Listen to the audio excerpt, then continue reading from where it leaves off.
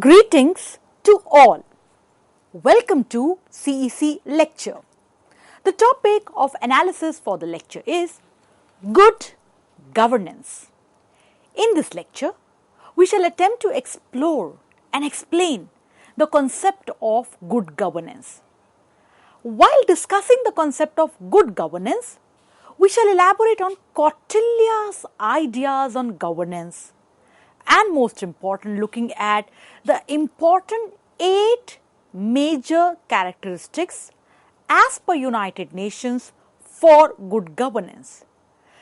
As you all know that governance exists in a broad framework. So, in order to reflect on the contemporary scenario, we shall discuss principles of effective governance for sustainable development, which has been developed by the Committee of Experts on Public Administration and endorsed by United Nations Economic and Social Council 2018.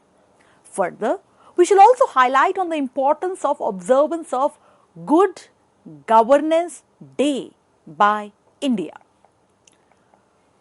The concept of governance, as we all know, is not new. Further, the concept of governance is as old as human civilization. Now, having said so, governance has a very important connotation. Governance means the process of decision making and the process by which decisions are implemented or not implemented. Governance is defined as the manner in which power is exercised in the management of a country's economic and social resources for development. Further, good governance is synonymous with sound development management. Governance, as you all know, when we look at various contexts, it has been also used in several contexts such as corporate governance, national governance, local governance, international governance.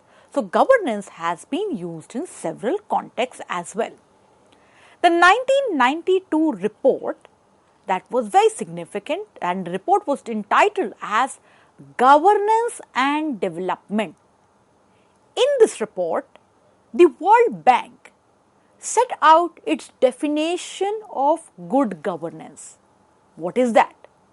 It defined good governance as the manner in which power is exercised in the management of a country's economic and social resources for development.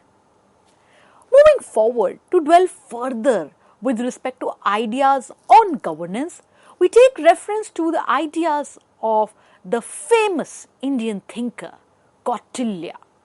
Kautilya, also called Vishnugupta, Chanakya, he was a philosopher who wrote the classic treatise on polity, economy, administration, that was Arthashastra, meaning the science of material gain, the science of administration, the science of governance. Now, as we reflect on Kautilya's ideas with respect to governance, in the very famous words, that is, in the happiness of his subjects lies the king's happiness, in their welfare lays his welfare. Further, Kautilya says, and we quote, he shall not consider as good as only that which pleases him, but treat as beneficial to him whatever pleases his subjects. So, therefore, what we get the sense here is that for Kautilya, social welfare was the main focus of his ideas with respect to governance. And therefore, in this social welfare, there is a lot of emphasis on duties of the king. The duties of the king have been of foremost importance and responsibility. As we decode Kautilya's ideas on governance, that is, a ruler who administers justice on the basis of 4 principles. What are they? Righteousness, evidence, history of the case, and the prevalent law shall conquer the earth. Further, Kautilya points out that how good governance and stability go hand in hand, and he also prescribes punitive measures to punish corrupt government servants. Now, as we understand good governance, taking the lecture forward, we now focus on 8 major characteristics of good governance that have been opinionated, that have been held by United Nations. And what is that? It is participatory, consensus oriented, accountable, transparent, responsive, effective and efficient, equitable and inclusive, and follows the rule of law. Further, good governance assures that corruption is minimized, views of minorities are taken into account, and that voices of the most vulnerable in society are heard in decision making. Further, good governance is also responsive to present and future needs of society. Participation by both men and women, that's an important cornerstone of good governance. It could be either direct or through legitimate intermediate institutions or through representatives. It is very important, as we discussed, that with respect to good governance, and we point out that representative democracy does not necessarily mean that concerns of the most vulnerable in society would be taken into consideration in decision making. Therefore, there is a need to be informed, there is a need to be organized. Further, good governance requires rule of law.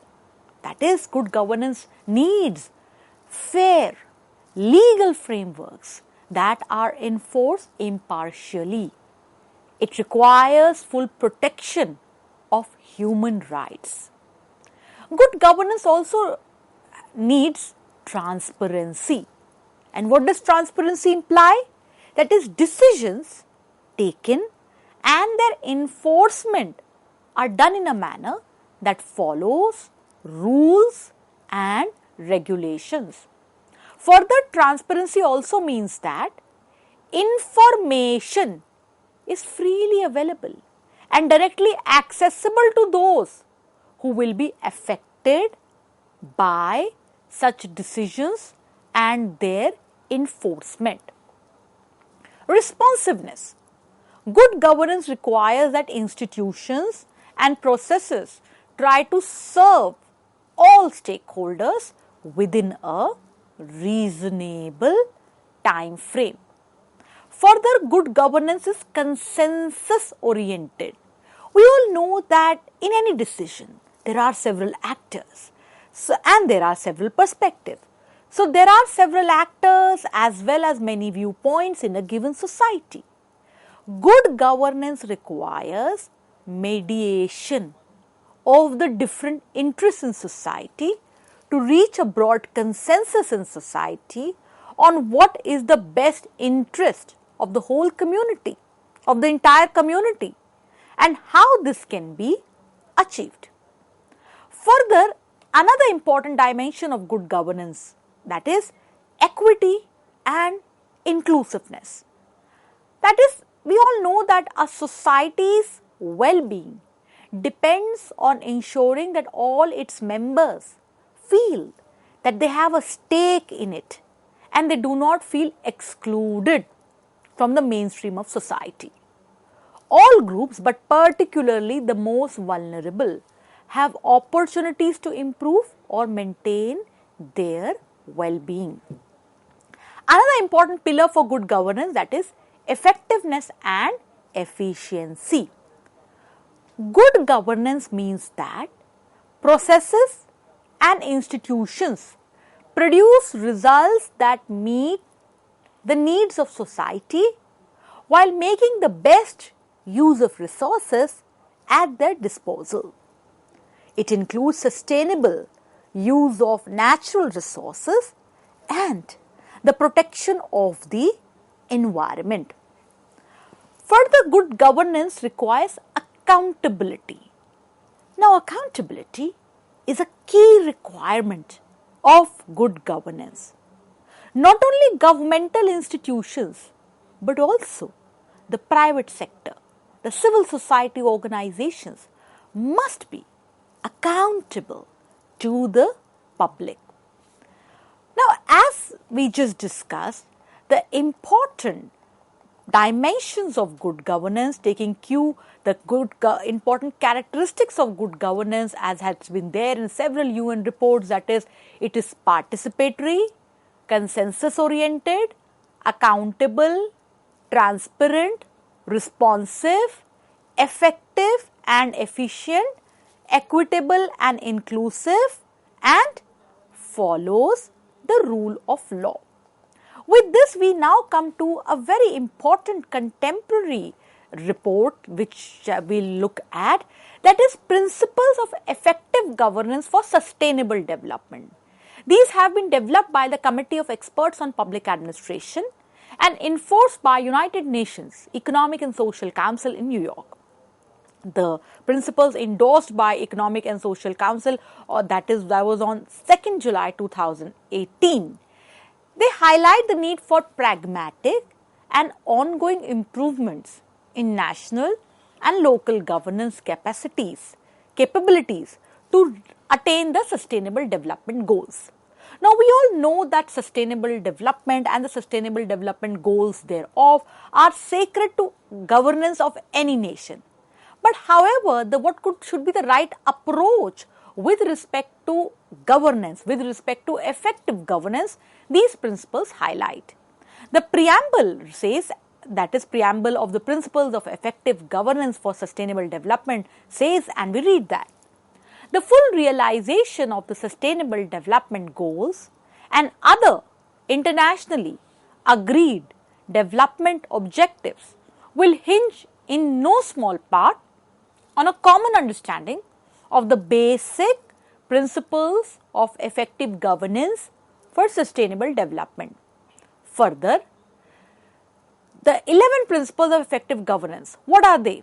Effectiveness. And what effectiveness implies? Competence, sound policy making, collaboration. Next, accountability. What is accountability? What should it have? Integrity, transparency, independent oversight. Next, inclusiveness. What is inclusiveness? What all it should include? Leaving no one behind. Non-discrimination, participation, subsidiarity and intergenerational equity.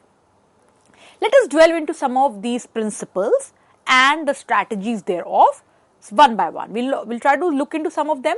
Now, the principle of competence, that is, to perform their functions effectively, institutions are to have sufficient expertise, resources and the mandate under their authority. What could be the strategies for competence?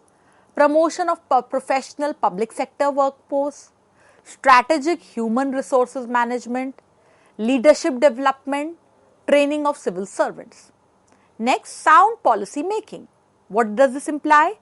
To achieve their intended results, public policies are coherent with one another and founded on true or well-established grounds in full accordance with facts, reasons, good sense. And what could be the strategies for sound policy making? Once again, reading from the report and the document, strategic planning and foresight, regulatory impact analysis, promotion of coherent policy making, strengthening national statistical systems. Further, next important principle, collaboration, that is, to address problems of common interest, institutions at all levels of government and in all sectors, one should work together and jointly with non-state actors towards the same end purpose and effect. What could be the strategies? Center of government coordination under the head of state or government, collaboration, coordination, integration and dialogue across levels of government and functional areas. Next, accountability. What could accountability include? Integrity. And what does integrity imply? To serve in the public interest. Civil servants must discharge their official duties honestly. Next, transparency. That is to ensure accountability and enable public scrutiny. Independent oversight. That is, what does that mean? To retain trust in government, oversight agencies are to act according to strictly professional considerations and apart from and unaffected by others. Promotion of the independence of regulatory agencies. Next principle that we will discuss, inclusiveness. That is leaving no one behind. That is, all humans can have their full potential in dignity, in equality. Public policies are supposed to take into account the needs and aspirations of all segments of society. Then subsidiarity, that is to promote government that is responsive to the needs and aspirations of people. And what could be strategies for subsidiarity? That is fiscal federalism. Another one could be strengthening urban governance. Then principle of intergenerational equity, that is to promote prosperity and quality of life for all.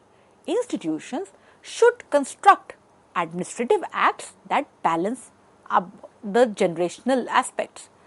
Further, as we were just discussing principles of effective governance for sustainable development, which indeed again give important insights with respect to the issue concerning governance and good governance thereof.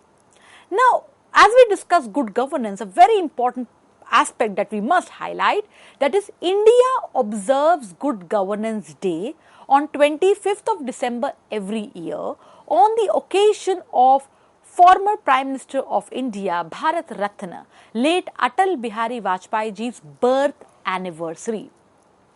This was established in 2014, Good Governance Day. It honors former Prime Minister late Atal Bihari Vajpayee ji's legacy that by fostering awareness amongst the people with respect to accountability in government, a transparent system, efficient process, smooth governance to make development that is all round and all inclusive. In the year 2021, looking at that is the theme of the Good Governance Week 2021 was celebrated in India from 20th December to 25th December 2021 as a part of Azadi Ka Amrit Mahotsav celebration. And the important theme was Prashasan Gaon Ki Or. That is commitment to strengthening good governance, that is pro-people and proactive governance guided by the citizen first approach. So therefore, dear learners, it is very important to understand that governance, which is indeed having a broad framework. Governance is different from government. Government may be an institutional connotation, but governance exists in a broad framework. And good governance, as we read from the 1992 report entitled Governance and Development, that is the manner in which power is exercised in management of a country's economic and social resources for development. In this aspect, it is very important to understand that the exercise of power has been explained to us in Kautilya's Arthashastra, where social welfare is the main focus, wherein good governance and stability go hand in hand, and there are punitive measures to punish corruption. Good governance has 8 major characteristics, as we read from United Nations documents, that is, it is participatory, consensus-oriented, accountable, transparent, responsive, effective and efficient, equitable and inclusive, and follows the rule of law. Further, as we discussed the concept of good governance, it is very essential to understand that we must understand principles of effective governance for sustainable development developed by Committee of Experts on Public Administration and endorsed by UN Economic and Social Council 2nd July 2018 to look at contemporary challenges with respect to the issues concerning not only governance but also good governance. And we all know that 25th December is observed by India as Good Governance Day on the occasion of former Prime Minister of India, late Atal Bihari Vajpayee's birth anniversary. The very aspect of ensuring that development that is all round, that is all inclusive, commitment to pro-people, proactive governance, citizen-first approach are indeed very invaluable lessons and insights that Good Governance Day on 25th December every year offers to not only the polity but to the world at large. We hope the lecture on good governance presented to you significant inputs and insights. We look forward to positive and encouraging feedback from all our viewers and listeners and learners. Thank you very much.